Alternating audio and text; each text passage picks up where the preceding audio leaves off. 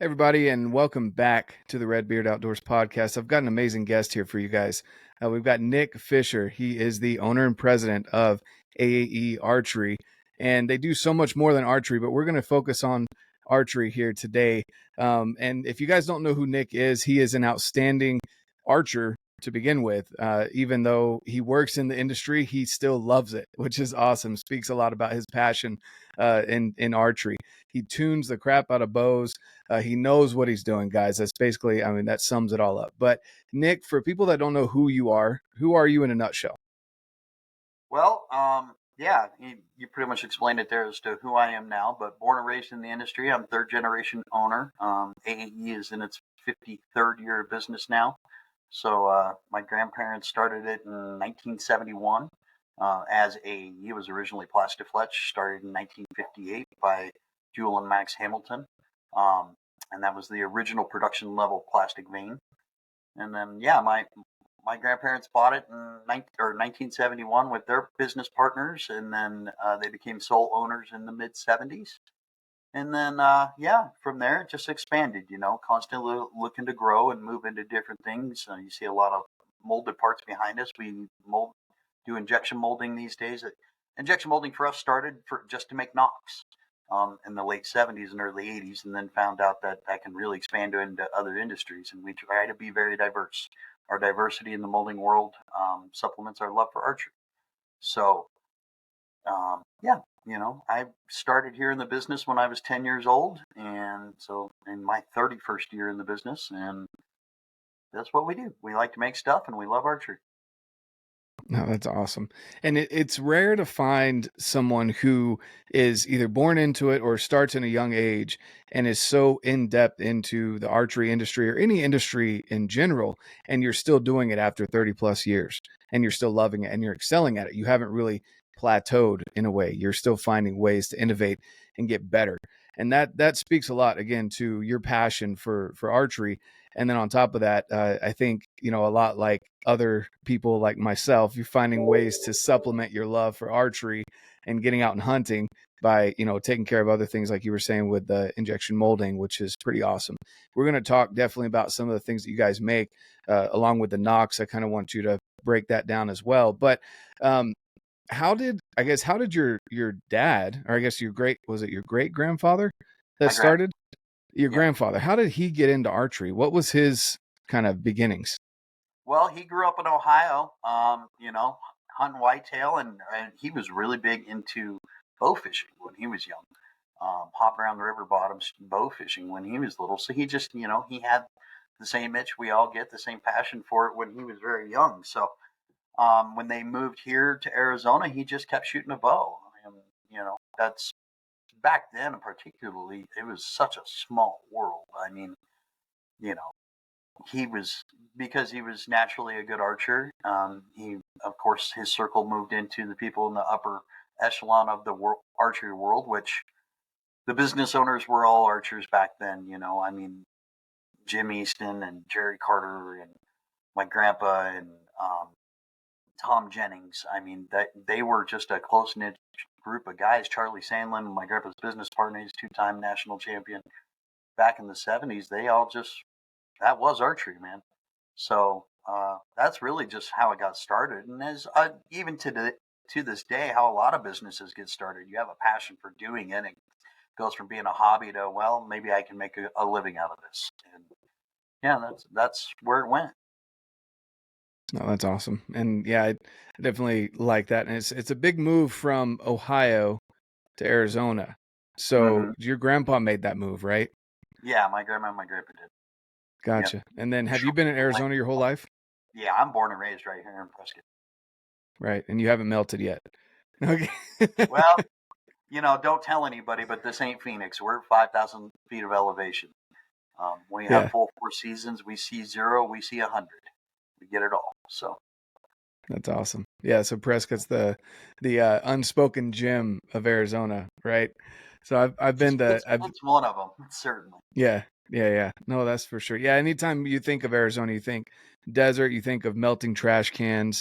Things like that. You can cook on the street, and that's awesome. Yeah, I've been to a couple places where it's like, wow, this is Arizona. Like that doesn't make sense. It doesn't compute to me. I just think desert, you know.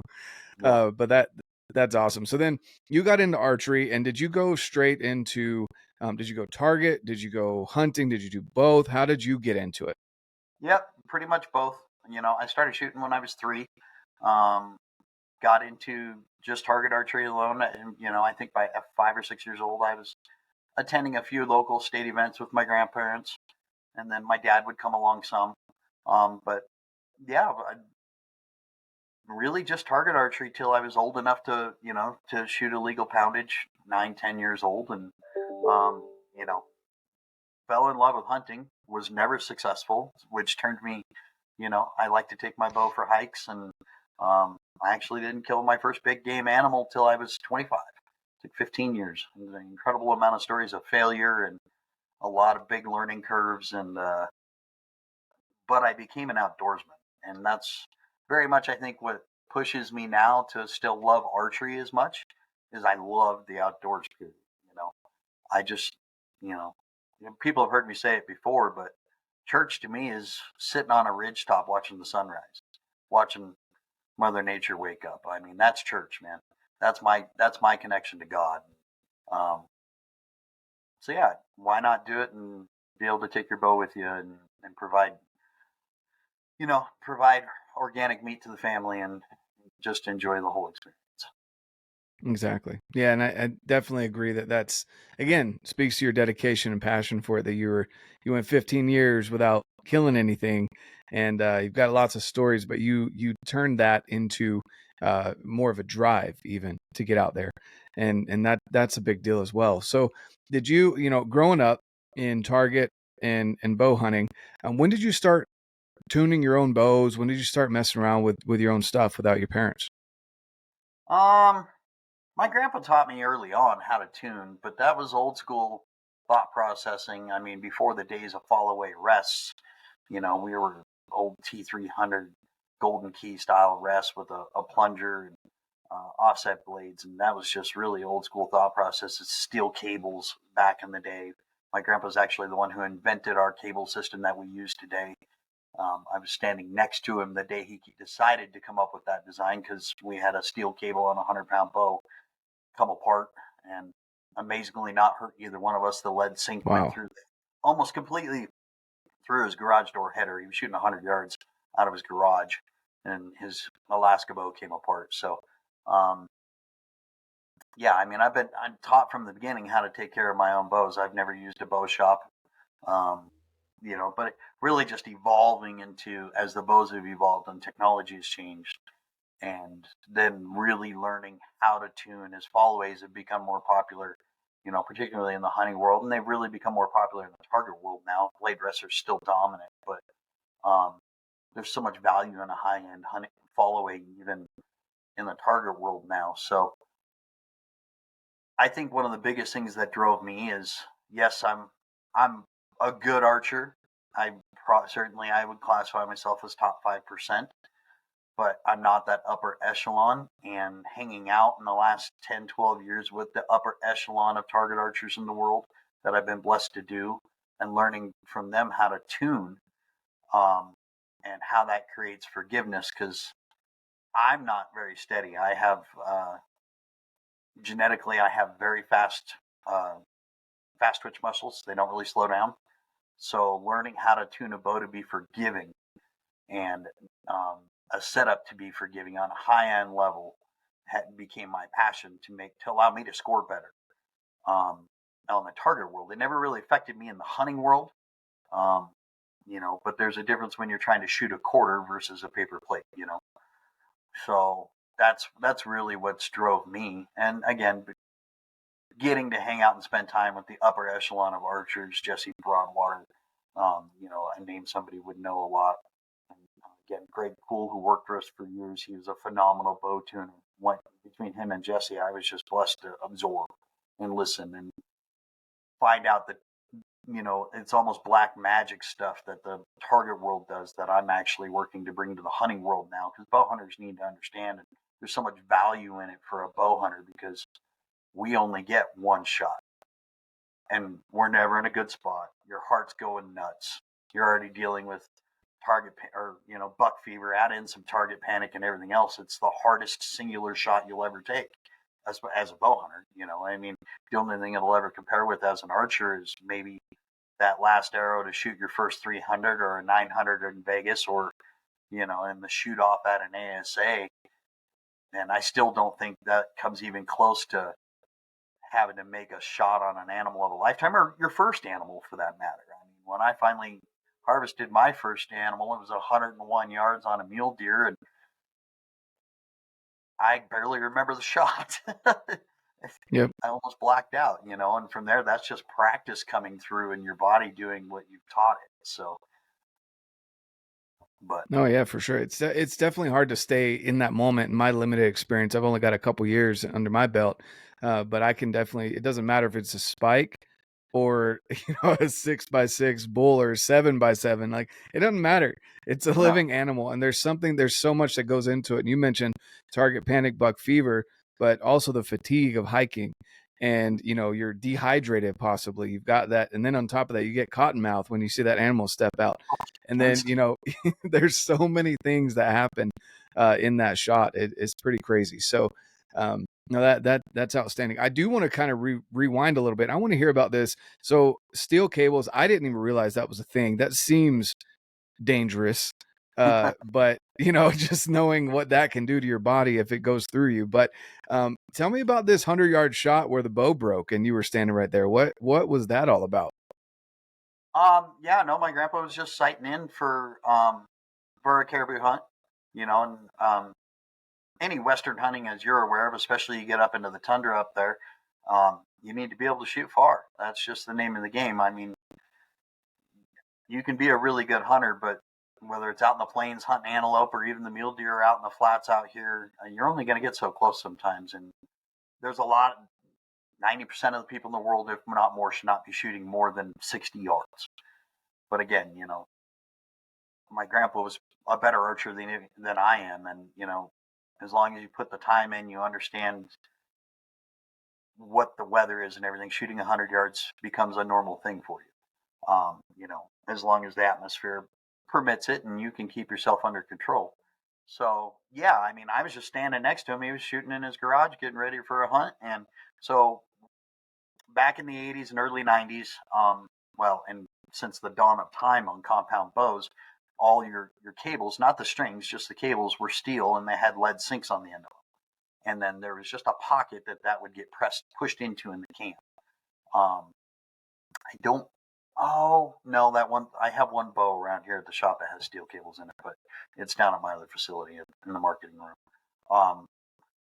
But yeah, that instead of our standard cable system that we use now that uses braided material or BCY or 26, 28 strand cables or whatever we're doing with servings and stuff on it, it was a vinyl coated stainless steel cord. You might think of it more as like a brake cable on a bicycle, but obviously smaller in diameter. And that's how it started, forever. But that was that 100-pound bow. You figure today's technology, a 70-pound bow has 350 to 400 pounds of load on the cables at full draw. So that 100-pound bow and older style limbs, who knows how much load was on that thing? 500-600 pounds. So putting a lot of load on that little lead sink to hang on to the end of that steel cable. So yeah, they just pulled apart. Like I said, the lead sink went almost completely through the header above us. Blessing it could have gone through either one of us without a thought. Yeah. And amazingly, he didn't even get string whip or anything. It was wild. Yeah, we didn't get a mark on us. Wow. It was pretty crazy. And just busted at full draw. Mm-hmm. Yeah, he was standing there aiming, and it just came apart. He'd even shot the arrow. The arrow hit the target. Wild. I don't know how. Oh, that's awesome. That's crazy to think how far, stuff has come just even in, 20 years or 30 years, whatever it's been, man. And that's not a lot of time. And to think the technology has changed so much, even when you look at bows, 10 years ago, 5 years ago, and to the bows now, it's insane how things keep growing. The jump from 2010 to now is that's where you really look back at it and go, my goodness, you know, the technological advances are just crazy now. And I think Matt McPherson put it best. And one of the videos he did and interviews he did 5 or 6 years ago, we've gotten down to, you got this sheet of paper and you're technologically making jumps. So we cut it in half once, we cut it in half once, and we cut it in half once. Well, now this sheet of paper is down to there's only 2% of it left, and we're trying to make improvements that are a 1% or 0.5% improvement now. So I think that's where a lot of it you see now. Speed, we're probably about maxed out on speeds. Limb technology, I don't know how much more you could get out of it. The wider limbs, these 7/8 and 1 inch wide limbs, they hold more energy. But, I don't think the rest of the components, the one thing we know is once you start hitting a certain speed, it's hard to tune. You aim fast, miss fast, So we're seeing more cams that are nicer to draw. Obviously being a PSE man myself, as much as you are, the speed and performance are getting out of a PSE these days with just such a soft cam. I mean, it's funny, after shooting the original Evolve cam, the EC cam that's been out for 6-7 years, and the performance it put out was remarkable. And now with the E2 and the S2 that they just brought out in the last couple of years, and the performance is definitely there. They're 10, 15 per second faster. But listening to people go, oh, that cam's not nice to shoot. And I'm going, you've never shot a mean cam. You have no idea. I mean, even from the target world, the spirals and the 1.5 spiral that everybody shot from Hoyt's was the most winningest cam forever. That thing was brutal, And the original Omen cam or the full throttle, some of these cams were they were violent. Now, that cam's not nice. I just got 10% more draw force curve. What are you talking about? Yeah, exactly. And then, I shoot the EC2 cam, and that thing is just butter. I mean, I've had people draw back my Omen's pulling right at about 80 pounds, and then my Mach 34 is pulling at 83 or 84 pounds. And I've had people pull that back. I had one of the guys over at Ultraview pull it back, and he's never pulled anything more than a 70-pound bow, and he goes to draw it back, and he's like, sure this is 83 pounds? And I was like, yeah, we can go put it on the drawboard right now if you want. And so it really is nice. I haven't done anything with the E2 or S2. I think with my draw length, the S2 would probably be better, but I know that one is their more aggressive cam in a sense because it's smaller. So, yeah. But either way, the EC2 gets great performance. I mean, I'm shooting out of my Omen with a 454 grain arrow, 28-inch draw. I'm getting 310 feet per second. Yeah. It's ridiculous. That's kind of a butter smooth cam. Mm-hmm. Yeah, which is wild. Exactly. Yeah, I mean, because the cams are so good, and I don't mind a little more advanced cam. But I'm blessed with everything about me except for my belly button to my armpits is 6'3", so I've got a 30 1/4 inch. Yeah, somehow God compressed all my ribs, but it's the shortest torso in the world. But I have a 30 1/4 inch draw, so on my helmet's a 71 pounds, but I shoot a 500 grain arrow at 297. Yeah. So it's an absolute tank. Yeah, that's insane. I've only found 2 animals to stop an arrow on it yet, and one's a 2,400-pound water buffalo, and it went 3/4 of an inch into the offside leg bone, and wow, it fell down right there. Stood there for 6 seconds and flipped over. And then a pig, a 240-pound big hog, and I broke its offside leg. And that's a big pig. Yeah. Golly. That'll be coming out on a show with Pigmen here probably late this winter. Yeah. But that was back in March. So. Wow, that's awesome. Yeah, we're definitely gonna have to talk about some of your hunts that you've gone on, because I'm sure you've been on some great adventures that I'm jealous of. Just getting into it. I've been shooting a bow for 4 or 5 years now. So I'll get there eventually, but right now I'm still like elk and mule deer. Those are the bread and butter. That's my love, man. Yeah. Honestly, I haven't done a ton of adventure hunts. I've spent a lot of time working, and designing stuff. And being in Arizona, we have 10 big game animal species and we have 4 over the counter. And then raising kids and running a business, I haven't done a ton of adventure hunts. This year has been the last 6 months, well, 8 months, and coming into some of the trips I have planned this year's big year for me to actually be getting out of the state. But, No, that's awesome. And yeah, there are some of those sacrifices that you're had to make, whether it be being a dad, one, as long as you're, if you're a good dad, you're a present dad. yeah, That's a big key to that. But yeah, I heard something the other day. It was like parenting is only difficult for good parents. And that it's true, because if you're not a good parent, everyone can qualify that however they want. But if you're not a present parent, parenting's really not that hard. You just tell your kids to go wherever and do whatever the frick they want. But if you're a good parent, you know what your kids are up to. You're involved in their life, and a lot of your stuff has to get pushed to the wayside until they're old enough to get into it, and then you can slowly immerse them into that if it's what they want. And again, if it's what they want, you can't just force it on them, which I hear that a lot too. If we got to force the kids into hunting so that the hunting population stays up, and I'm like, it's not the right mentality. But between parenting and then running a business, and you guys do so much more than archery, all of this stuff going on, I can understand why traveling isn't necessarily on the top of the priority list at the time. But so let's talk about that a little bit, I guess. So what was your first game animal that you knocked down with a bow? just a little fork and horn mule deer in 2012. So I was 29. Wow. Yeah. So 19 years of hunt. Well, I 19 guess, years of yeah. failure. Wow. That's Man. That's crazy. Yeah, it was 2000 with a bow. I had taken a few animals with a rifle prior. So actually, oh, no. Wait a second. I'm entirely wrong. That's horrible of me, John. November 2007, I shot a spiked elk. Was my first hunt on a late season successful hunt. No, that's awesome. I think it was more because of my failures on mule deer, because prior to that first elk hunt, I'd never hunted anything but mule deer and javelina.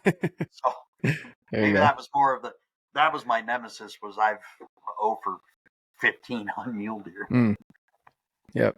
But so yes, that's 2008 was an elk. 2007. So walk me through. I guess Arizona has, you said 10 big game animals that you can go after and 4 over the counter. So is that javelina, mule deer, elk? What else do you have? So the over the counters are mule deer, turkey, bear, mountain lion.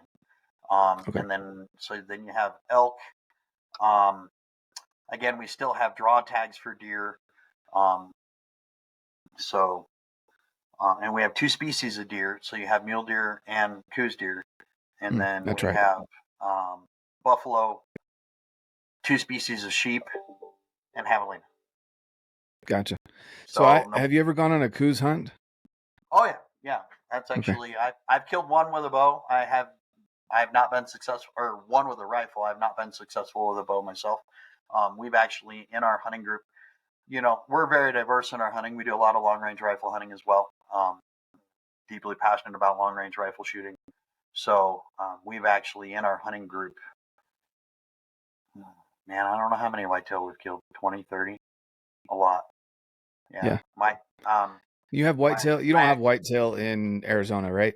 Well, coos deer are a whitetail. Well, yeah. Sorry, we just call them whitetail here. Gotcha. So, yeah. So yeah, I think that should be most of them, and then bison, and we have Rocky Mountain and Desert Bighorn. Those are both basically once in a lifetime tags. Oh, that's awesome. Yeah, I saw my first coos deer in person, was it 2 weekends ago? I went to a buddy's house and he had one mounted up that he got with a bow. And I was looking at him like I think he said it measured out to 130 inches or 120 inches? Right. And I was looking at it, I'm like, it seems small compared to, I'm used to mule deer and elk at this point, but even growing up in North Carolina where we had small whitetails, it still looked small, and we were just talking about, I'm like, man, it's such a cool animal because it had some mass to it and everything. But it was kind of eye-opening to how small they are. I can't imagine having to stalk up on one of those, because that thing could hide behind just a little small sagebrush and you wouldn't even know it was there until he popped up and ran off, Oh yeah. No, they are the true desert ghost. You know, Mm-hmm. you hope you hear people call the mule deer a desert ghost. No, Coues deer are desert ghosts. I mean, they are very small. You know, a doe maybe weighs 65, 70 pounds on the hoof. Golly. You know, a good buck is 120 pounds on the hoof. And their coloring blends in way better than you would ever think they would. But there's ways to hunt them. I mean, they're very huntable over water. They're still a whitetail, so they're patternable. Mm-hmm. Unlike a mule deer that are only patternable in early season before they shed their velvet, whitetail, they run the same pattern year round. Every 2 or 3 days, they're going to hit the same water tank. They're going to do the same things. And um, that's how you can successfully harvest them, is to be patient over water. But it's still a lot of fun, and how most people still like to do it out west. We glass them up, you know, bed them down, and go try to stalk in on them and get close and wait for them to get up. Or if you get a good opportunity bedded, but generally, you know, crawl in there, then lay in the desert sun until they decide to stand up 6 hours later and get a shot. But um, they're very hard. They're very flighty. They're super sensitive. Um, a lot of Arizona animals, once they're bedded, they don't care too much about sound. Like, you can make a little noise crawling in on them. They might pay attention. Now, if you kick a rock over or something, they're going to go, you know, but a little bit of sound, you know, I've seen mule deer just not give a darn with rocks thrown in bushes next to them. They're like, I'm here, I'm not moving. So, you know, an elk, much the same. I mean, it's one of the mistakes people make with elk so much is they're trying to be too dang quiet. You know, I think that's one of the biggest things with elk. If they see movement and no sound associated to it, then they're alerted. But if you're noisy and they see movement, they just think you're an elk. Yeah. So, yeah. No, for sure. I've learned that in the couple years that I've been out there chasing elk, that it's more smell and sight. As long as you have two of the things in your favor, whether it be sound, smell, and sight, you've got two of them in your favor. They're okay with some sound, you know. Yeah. Um, but no, that's awesome. So I guess real quick, what journey hunts have you gone through?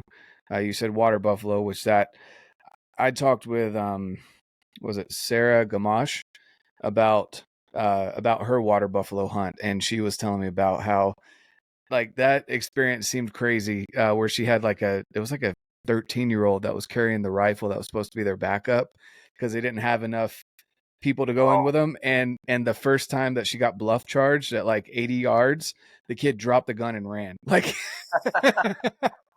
so like and yeah. I can only imagine, but tell me about your water buffalo hunt, man. That sounds like a lot of fun.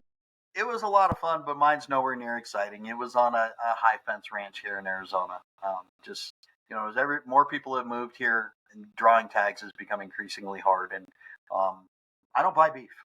I will Hmm. not buy beef. The only time you'll see me buy beef is to go to a big barbecue where I don't want to give you any of my meat. So, yeah, we were getting low on meat, and I'd actually gone to a ranch here.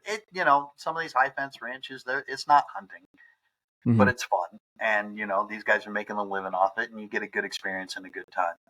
And, yeah, he had this white Asiatic water buffalo, female, and she is extremely aggressive. I went there to shoot a bison, a buffalo. He has a herd of buffalo there, for the meat. And he offered this buffalo to me at a screaming price because it had flipped over one of his 6x6 Ranger Crews the weekend before and Wow. completely destroyed it. When we pulled up, this thing was just a mangled mess. And I said, "What happened to that?" And like, "I'll have to show you." So, yeah, he gave me an opportunity on it. And Um, still had to put a stock on him, which was hilarious because if we were in the Rangers, you could drive up next to her and hit her. But she wanted to charge you. I mean, she bluff charged half a dozen times, and we run away in the Ranger. But Mm. get on foot, and she was running with the buffalo, with the bison. So get on foot, and they weren't having it. And it's still, then the hunt is on, and we actually had to put in some time on it. So, but yeah, beyond that, I mean, I think the only other cool spot part, I mean, I shot her at 80 yards and she literally stood there for 6 seconds and flipped over. Absolutely perfect shot. Both lungs cut 3 arteries off the top of the giant heart. and Wow. stood there and flipped over. So, and the meat's very good. It's tough. The steaks are incredibly tough. I turned it all into burger, but the burger tastes like beef. So, Hmm. Yeah, no, for beyond sure. that, um, nothing else too major. 2015 was my first backcountry elk hunt. Went to southern Colorado. That's what got into my blood in backcountry and fitness, because I was, as a lot of people know who've known me a long time, I was a pack-a-day smoker. Thought I was in good shape. It's funny now because getting ready to go to Colorado next month, and then I weighed 192 pounds going into it, and I'm at 192 right now with 35 pounds more muscle. How I ever Hmm. thought I was in shape then, I don't know. And I still would like to be a little leaner now. So, but that was an experience for me alone, because I could glass elk all day long, and they were all above 12,000 square or 12,000 feet, and I knew I could get there, but I knew there was no way I was getting an elk back. Like, if I'm going up there, I'm taking a fork and a knife, and that's it. So it was pretty demoralizing. We stayed down around 9 to 10,000 feet, and the elk. We got into some elk. My dad got an opportunity and missed. He caught the trees instead of the animal, and ended up shooting over its back. Nice 6x6, but yeah, unfortunately but that got in my blood, and it also just chapped me horribly bad, that I realized I really needed to change my lifestyle. Um, Yep. the the partying and that growing up in that way had to go away. So yeah, that was a fun adventure. This next month to Colorado with Zach Bailiff and Evan Williams from Hoyt. Really looking forward to that. They're two monsters, and I'm in good shape, but they're in even better shape. So looking forward to it. I haven't been back there since, but I'm ready this time. And then Yeah. 2016, probably one of my biggest adventure hunts. My dad and I went to British Columbia for moose, um, for Yukon. 10 days. It was only supposed to be a 10-day hunt. We actually shot his moose. We finally got one last day. Last morning, we were supposed to be flying out, and the moose came through camp the night before. Um, First one to really have up close. We'd been into moose, but nothing.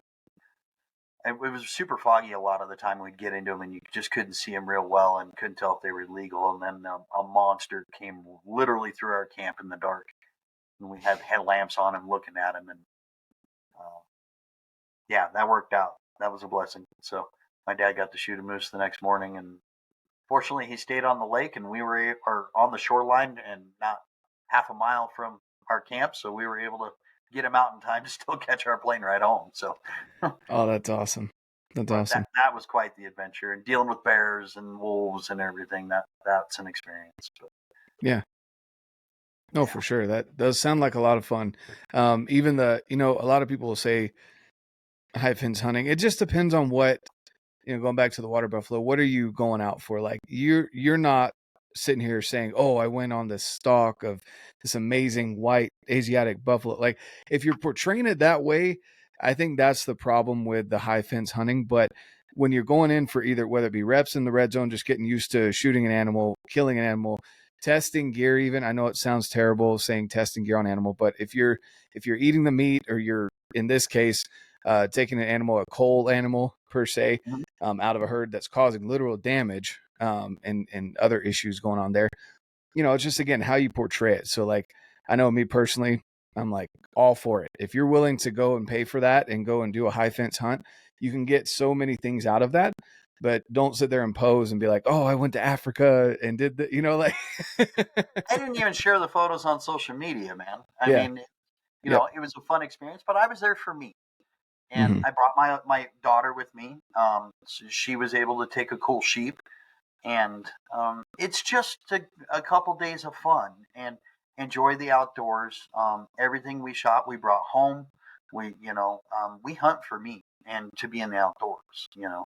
And when you can't get tags, and it's an opportunity, I really appreciate those hunts for kids, because it gives them Yep. a good experience. You know, it's a target-rich environment. You know, I think that's so important when it's getting the kids involved. Is Mm. people saying forcing them into hunting. You know what? No, just take them camping. Let them see animals. Ask them if they want to go on a hike with you. I started taking my oldest daughter. I have a 15-year-old and a 5-year-old. I started taking my oldest daughter around with me when she was 4 years old, and just go camping. And hey, Dad's going for a hike. You want to go with? Or you know, and instantly she had the love for it instantly. And we were blessed in that she was kind of the youngest group in our friends group. Of My hunting partner had 3 girls that he's the one who taught me how to just apply this to them, because all 3 of his girls loved to hunt, and it just became a family thing. And I mean, we've had junior elk hunts, which are just my absolute favorite hunt out of anything. Junior elk hunts with 9 families and 6 kids hunting, and 30 people there, and they're always at a good time. Where success odds, well, we're 100% on junior elk hunts. And that is just such making so many core memories, and we put a lot of work into. We're lucky here in Arizona. There's a lot of dirt roads everywhere, so we're always able to get to the animal, get it back whole. Or even with a cow, I mean, they're all cow hunts, so even if you can get a quad to it, drag it back or whatever, and hang it up in camp and let the kids skin it and learn the anatomy. And man, that's still, when you talk about those memories with these girls, and now they're all, Mm-hmm. I mean, Morgan's 15, and the oldest Taylor, now she's 23 and making a family of her own. But those are memories they'll never forget. And we share pictures and talk about it all the time. And, it's awesome. It's absolutely awesome. And then, like last year, my daughter had her first hard hunt, the Mm. rifle junior deer hunt. She'd already taken a little forking horn as that was her very first animal, and she wanted a good buck. And it took a week. She'd never even been on anybody's hunt that she'd been out in the field for more than 48 hours. Nothing she'd ever done took more than 48 hours that she came along with or anything. So for 7 days to grind it out with her morning and night, with school in between, because she had college classes in between and everything. She's very advanced. She's a 15-year-old senior that's also going to college. So to grind that out with her, and on day 7 get to take a mature 6-year-old 150-inch deer was really awesome. Yeah, So no, that's outstanding. And I agree with you on that with kids. When people talk about, and I've had, it's rare, but when I do have people that are upset about adult onset hunters, whatever you want to call them, I'm an adult onset hunter. I was taken hunting when I was a kid. I didn't like how it was set up in North Carolina, where you have basically shooting lanes. You got salt on one end, corn on another end, and some kind of other feed down the other shooting lane. You're sitting there with a rifle at like 80 yards. If I want to go target shoot, I'm going to go target shoot. Like that for me was just, I didn't like it. So I stuck to fishing. No one in my family was into archery, unfortunately. And so I was avid outdoorsman, Boy Scouts, Eagle Scout, all that good stuff. Loved it, but didn't like, and I wanted to be a vet at the time. So I loved animals and I was okay with hunting, but not that kind of hunting for me. right, And so, coming out here, coming out west, it's a whole different experience. And, that's again why I got into it. If it wasn't for one of my best friends inviting me on a hunt, I'd probably be back in North Carolina, to be honest with you, working on physical therapy degree. But I fell in love with public land out here, and hearing people say, and again, it's few and far between, but the people that are like, you adult onset hunters are annoying, blah, blah, blah. I'm like, well, how else are we going to keep the hunting population and the right to hunt and the privileges that we have as hunters around if we don't continue spreading the word and getting people into it, even as adults? And so as a an adult onset hunter myself, I like to take my kids out and again, not force them. I don't think that that's the way, because then you just get those disgruntled kids. It's not a good experience. And I think it was Bert Soren that I was talking to about it, how he even realized that his kids didn't like the pressure. Like, I don't know any kids that enjoy getting up at 4 a.m. to go hike 3 miles to go possibly see an animal, let alone get one. yeah, And like, no kid really enjoys that. But he realized when he was taking his young kids out duck hunting, they had hot chocolate. They didn't have to get up as early. They were snuggled in cozy with their clothing. Like, it was just a better experience. And so finding those ways, kind of like what you're saying, to dip their toes in with camping, shorter hikes, not as steep, places they're going to be able to see animals, things like that. Bring them a pair of binoculars, let them learn how to see it that way in a fun environment. Calling turkeys, stuff like that is a lot of fun for kids. And Yeah, and I love that you bring that up, because that's definitely, those core memories that the kids will remember, whether they choose to get into hunting or not. You've provided that opportunity for them to learn about it and not to have a bad experience. exactly. Yep. Yeah. So with that being said, let's dive a little bit into archery here, more technical side of things. So I've got my bow set up here, and let's talk a little bit about this. I haven't done the review yet, but it'll be coming out soon. But this rest right here. Mm-hmm. That's my baby. Oh yeah. So this is the first cable-driven rest, and we were talking about it off air here, that I've run on a setup in the last couple of years, just because I was a little weary of this right here. Now, not this piece, but before, having to tie it through the cable and Mm-hmm. not being able to fix that in the field. If heaven forbid something happens, we've got wonderful scrub oak and all this other crap. It gets caught and rips the cord or takes it out of time. I didn't want to have to deal with that driving back down the mountain, fixing it with a press. So walk us through a little bit as far as this rest is concerned. What sparked it? What makes it different than other cable driven rests? And then that little piece that goes in the cable. Well, so that is the Prophecy QD. Obviously, QD standing for Quick Detach. It's originally derived off our Freak Show QD, which is a blade rest that is very popular in the target world. And, that kind of started kind of a funny story, because the first real quick detach rest on the compound side was from Spot Hog. Ironically, their design violates one of our patents, because the very first real quick detach rest in the target world, it was our Free Flight Elite that was designed by Dick Tone from Cavalier Archery back in the late 80s. And I actually had the Freak Show QD with that patented design draw in the middle of finishing the design the day that Spot Hog launched their version, and it's identical dimensionally. You can take the body off a Spot Hog rest and off the swap and put it on the Free Flight Elite body. Now, Cade and I are friends. So we had a conversation about it, came to an agreement, let them continue on. And I'm honestly thankful for it, because it redirected us to, okay, we need to do better.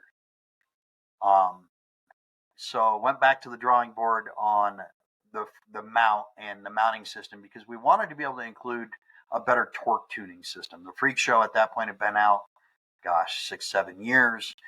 Its biggest issue was when you were torque tuning the rest, there was no way that kept it locked into its horizontal parallel position, so you could move the rest without blowing your tune out of proportion.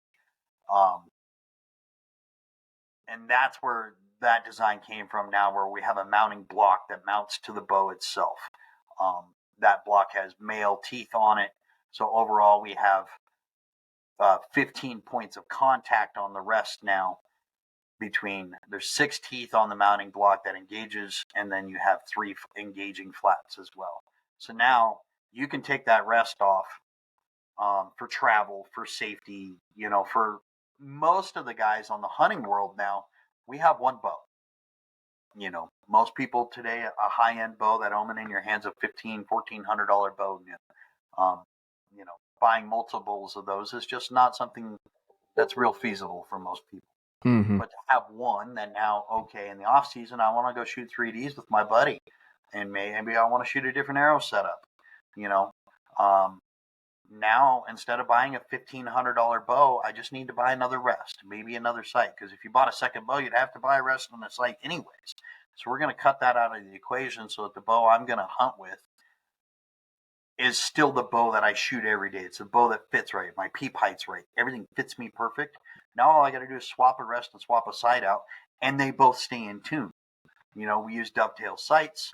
We use rests that go back in. So in a matter of 2 minutes, I can go from my 3D setup to my hunting setup. Or, now on the other side, travel, especially if you got to put your bow and you're going to fly somewhere, now I can take the rest off and it stays safe.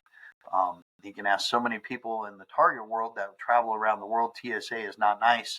And one of the most common things is to open your bow case up and your rest is broken. It's bent in half. Whatever happened, God knows how many of our bows get taken out of the case and somebody's messing with it. On that note, if you do travel that way, zip tie your bow down. I think Eric Griggs even has a product now that has a little lock on it that goes on your cams. I myself need to get one. Eric Griggs with gas bowstrings. That's a must, because you wouldn't believe how many bows I've seen open derailed from somebody in TSA thinking they're cool.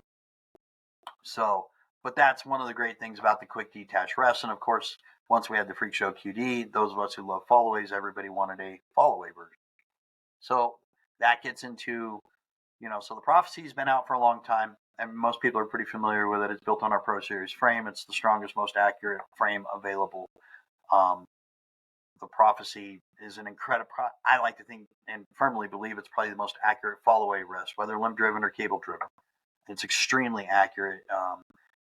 We do life cycle testing on all the rests on the market, and it sees over 400,000 shots of life cycle. It's more than most people will ever shoot in their life. Whereas most competitors, our nearest competitor averages 50,000. So the rest is bulletproof. It's extremely accurate. But then getting into the QD wedge, that was the hard part. And the Pro Drop, which is our limb-driven version, will also be coming out soon. We're refining some things with it. But both of the quick detach cable attachments. So on the Prophecy, that is the QD wedge there that you do have to put into your bus cable. That does require a bow press. But once it's in there, it's there forever. And now with one screw, you pull that out. There's an insert that goes in there that the cable runs through. And now you can take the rest off. And it also makes it very easy to field repair it if necessary. So that brings a lot of value in there. Just even if you're not running a quick detach rest, just having that insert in there so that if your cable gets cut, it's super easy to replace the cable really fast. Nope, that definitely makes sense. And yeah, it's one of the things that I was intrigued by on this rest, because once you've got that little wedge in there, like you were saying, it's just one little screw, and then you're able to adjust that cord. If the cord gets cut, if their timing's out, you need to replace the cord, whatever, it makes it really easy to do.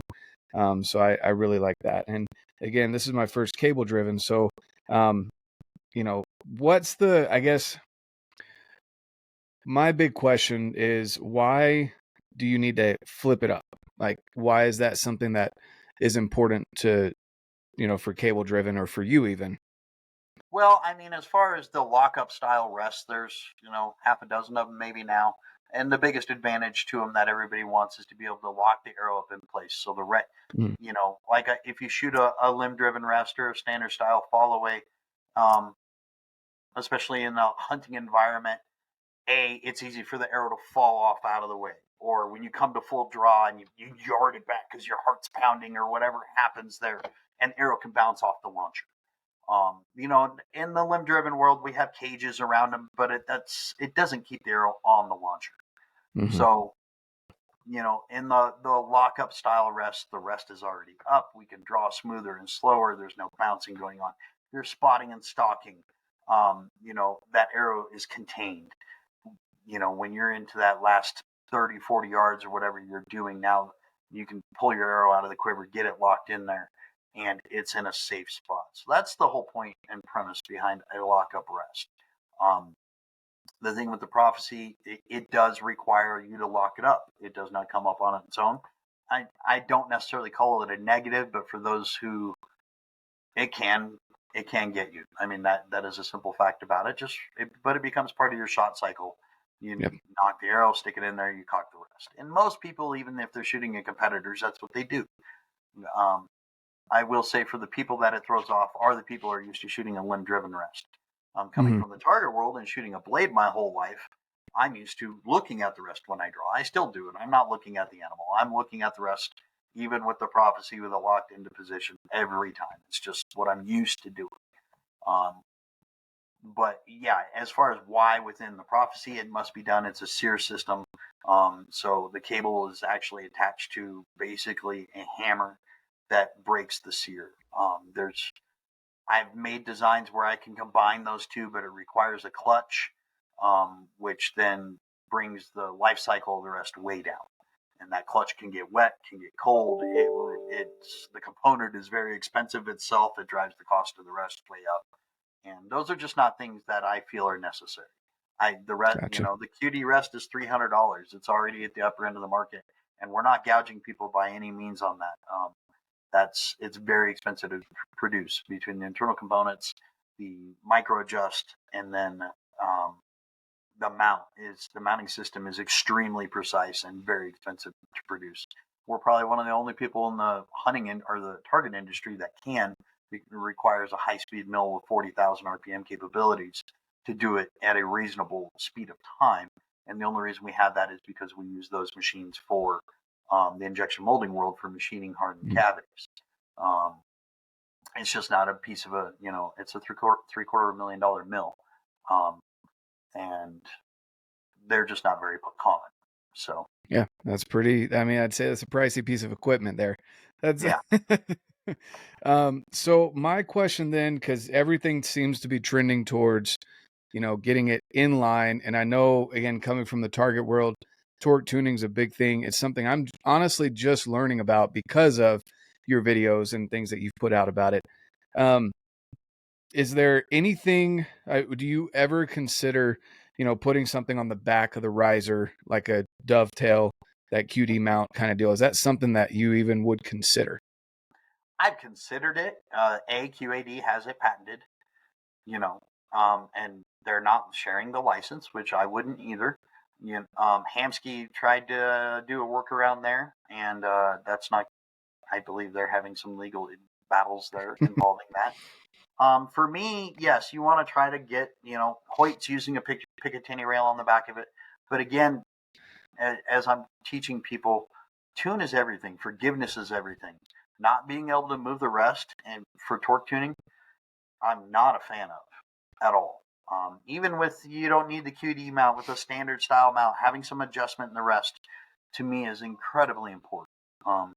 When I teach people tuning, torque tuning is one of the very first things we do. And it doesn't take very long for me to explain to you exactly why it's so important. Because so many of these bows, you see guys, they run their sight all the way forward, their rest is far back, they're trying to run a really short rest. That's not forgiving. And in the world of broadheads, unless you're shooting a very small mechanical, that's only going to lead to a problem. Again, then we get into that one moment when it matters, and you've Yeah.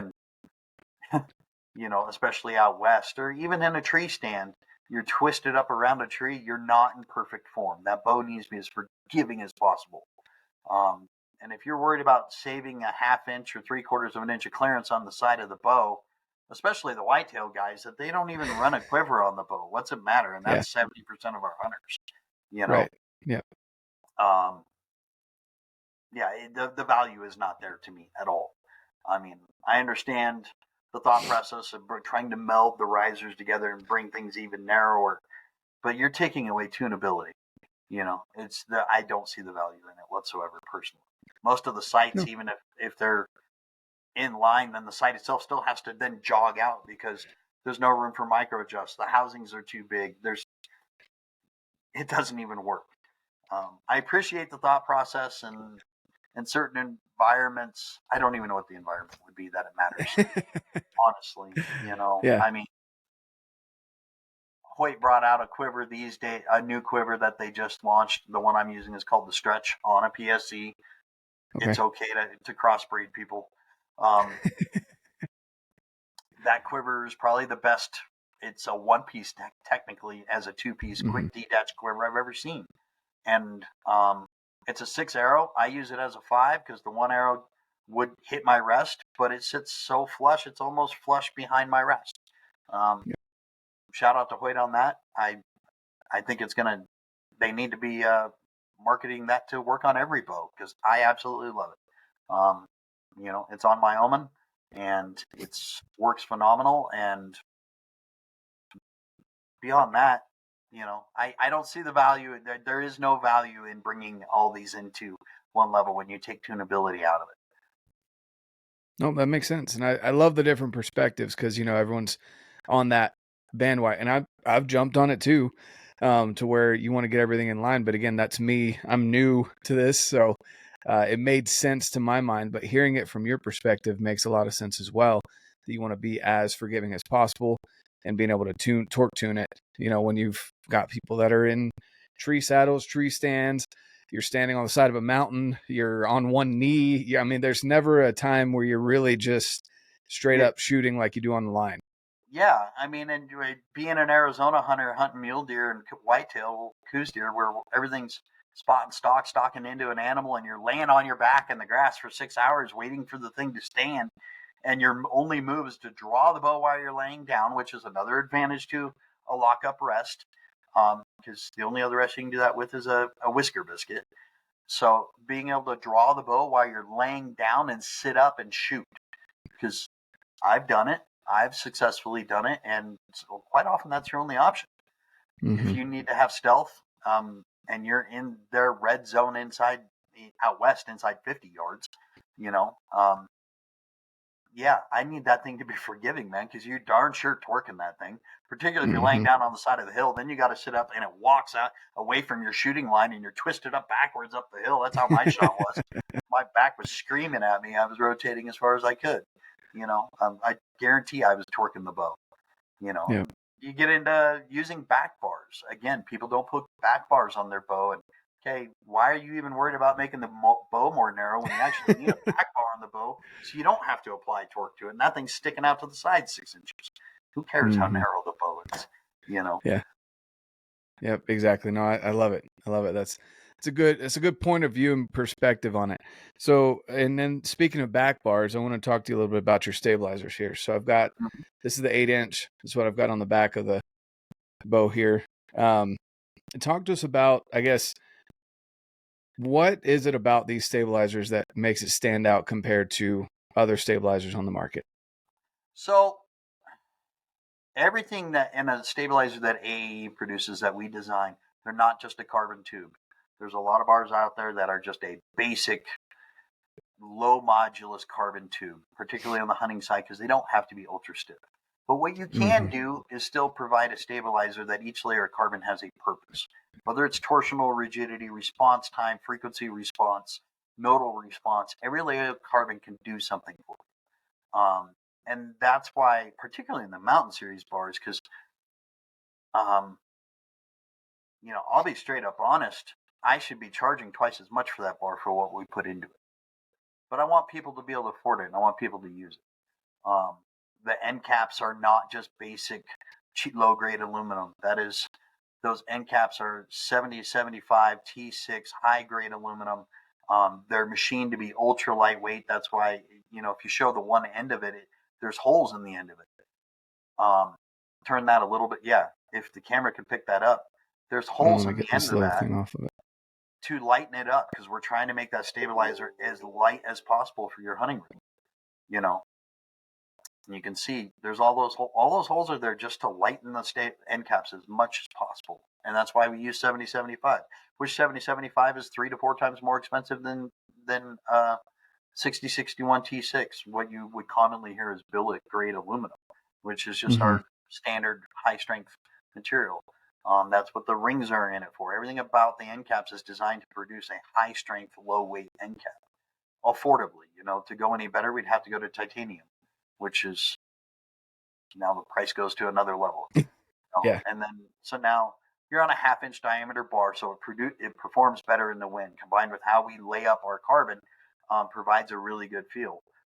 Now the big secret for us in that stabilizer is the internal vibration damping. We have a material that now is used in all of our stabilizers, including the two new stabilizers that we'll be bringing out.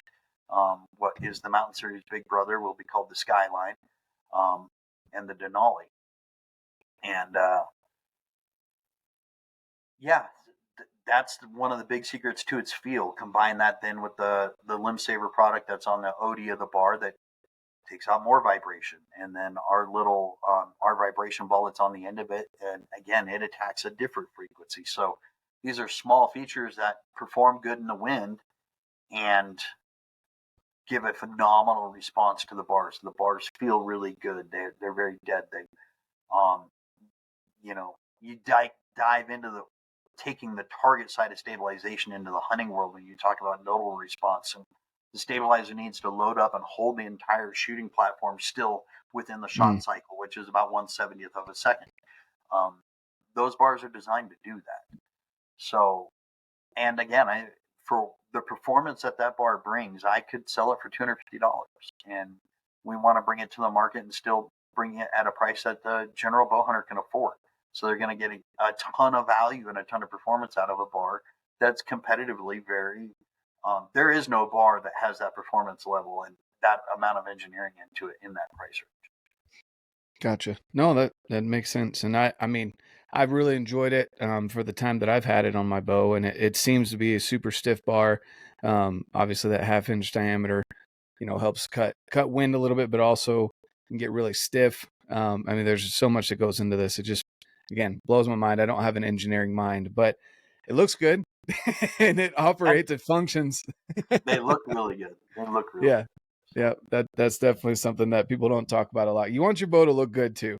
Like it yeah, functions. If you can find something that functions good and looks good, I mean, that's a winner, right? yeah. So when you say the Big Brother, is it going to be a thicker diameter bar? No, stiffer. Okay, gotcha. But it's with stiffness and small diameter comes cost. So Mm-hmm. it will be a crossover bar that will be more aimed at the target market. The front bars, it will have, um, you know, really this will be the first time I'm saying it publicly, but as far as what that bow is going to have, people have seen it for a lot of years. Paige Pierce has been tearing up the target world with it for 3 years. Um, so it's not on, with diameter comes more stiffness and more strength. It is not that stiff that, Mm-hmm. say, our nitrous bar or a bee stinger. I don't even know what versions they have, what their names are now, but they're high end target bars. It's not in that stiffness. I can get there, but the bars a goes from, say, that bar and a 30-inch bar right now. That piece of carbon costs about $200 finished, $200 to $225. Wow. If I wanted to make it competitively stiffness, that's an $800 steel. Ooh. So yeah, now we get into engineered grade carbon, but it's also incredibly brittle, and we don't want to get to that point. So it's a really phenomenal bar. The way it responds is quite remarkable, frankly. Um, but it's not going to be cheap. But that's just comes into we've engineered the end caps a little different to be a little stiffer and stronger. Um, and then again, just the same as the Mountain Series bars are, from the 10-inch version up to the 30-inch version, it's all the same carbon tube. So the really short ones are going to be very stiff, but they still feel phenomenal. They have the same technology that's into the Mountain Series bars, as will the new Denali, which is a bigger 700 thousandths OD bar. A few people have seen that. Jesse Broadwater and uh, Gase Carter and myself have been shooting them on the target side. But again, just trying to bring a high performance product to the market at a fair price. Right. No, that makes sense. I definitely appreciate that as well, that you're keeping the consumer in mind, but at the same time, like you have to recognize your costs on these Yeah. things. So, Well, we still got to make well, money to stay in business and pay yeah. all these people. You see, you got that first Phorm sign in the back, and Andy Frisella. I've listened to every one of his podcasts and look forward to the day I get to meet him. But MFCEO podcast, I greatly appreciate the culture that First Phorm has created, particularly within their facility. Talking about um, he could automate so much what they do there, but they value humans and they value people. And it's been interesting for me because as a company, we've always valued people. We have some automation, but not a lot. I'd rather pay humans. I take a lot of pride in Art 65 to, depending how busy we are, we go all the way up to 80 employees. And I take a lot of pride in providing them a job that they can then provide for their families. Um, what we will unfortunately continue to have to automate to grow because thanks to COVID and everything that they've done to the working class in the last 4 years, quality employees are hard to get now. Yep. Um, we've sucked up as many as we can here, and I don't let them go, even if we're a little slow. I will personally lose money so that you can continue to feed your families. You may be washing walls and cleaning machines, but I'll make sure you're getting paid. So, yeah, no, that's awesome. And I definitely appreciate that. And yeah, the whole First Phorm community is just outstanding. That's why I've latched onto that. And we're bringing that to the outdoors world. Of course, people have heard me talk about it all the time, but that, man, you saw our booth at TAC. Like, it's outstanding. I love bringing it to the outdoors society. You need those quality individuals. And then, of course, like you said, trying not to automate as little as possible. And so exactly. that's awesome that you hold that same value. So wrapping up here, what would be something that you'd want to leave with the audience, whether it deal with hunting, archery, and we didn't even get into fitness, man. You guys that don't know Nick, he is a beast. Even just from, was it February that we saw you at ATA? Even just from February to July, my goodness, man, you got jacked. Like, I need your formula, but he's ready for the mountains, guys. I can tell you that. Maybe we'll do another follow-up podcast where we talk about fitness and your journey after you've crushed the Colorado mountains. But what do you want to leave with the people? Just get outside, man. Support each other. I love the TAC events. I've gone to, I've traveled the ASAs, the IBOs, the NFAAs. I freaking love the people and the culture at the TAC events. And everybody's hardcore bow hunters are getting into bow hunting, but they're outdoorsmen and they're fitness enthusiasts. And you're not going to see many people at a TAC event who aren't in shape because, frankly, we were in Brighton the last time I saw you, and we're pushing 10,000 feet of elevation. Oh, yeah. You ain't going to go even hike those trails if you're not in shape. Your lungs will not handle it. And just get outside, take care of yourselves, take care of our youth. Just spread the love for the outdoors. The hunting side of it will come with it, and even if it doesn't, just enjoy being outside and take care of yourselves and make those core memories. That's it, man. Our brand, we do what we do because we care and love the industry, and we want to bring quality at a value, at an affordable price to the world. But that's all I have to share is just get outside and enjoy the outdoors. And yeah, man, you want to, if you're questioning whether to come to a TAC event and see the culture, go to one. It was awesome. Levi Morgan, I'll have to ask him what his thoughts were. We talked about it briefly. But to see him, come to a TAC event and just see that there's that many people, 4,000 people at 10, 11 events, not going to shoot competitively. They might be shooting competitively with their buddies, but we're just getting out there to test our gear, get ready for the season, enjoy nature in its finest. I mean, some of these locations, I haven't gone to Big Sky yet. I know that one's stunning, but Utah mountains are one of my favorite places in the world. My goodness. I mean, just so stunning to get out there and enjoy being outside and connect with nature. Like I said, that's my connection to God. I'm not a fan of the church, but I believe in God. And, that's where I go to see him. Exactly. And on that note, guys, and I appreciate you, Nick, so much for taking time out of your busy schedule to hop on here on the podcast. And you guys, you always hear me say it, get outside. That's key. You got to enjoy it, got to love it. And like I always say, guys, get out, live your life, and love it. Thank you, John. Cool. I think it's saying 99% uploaded. If you don't mind just leaving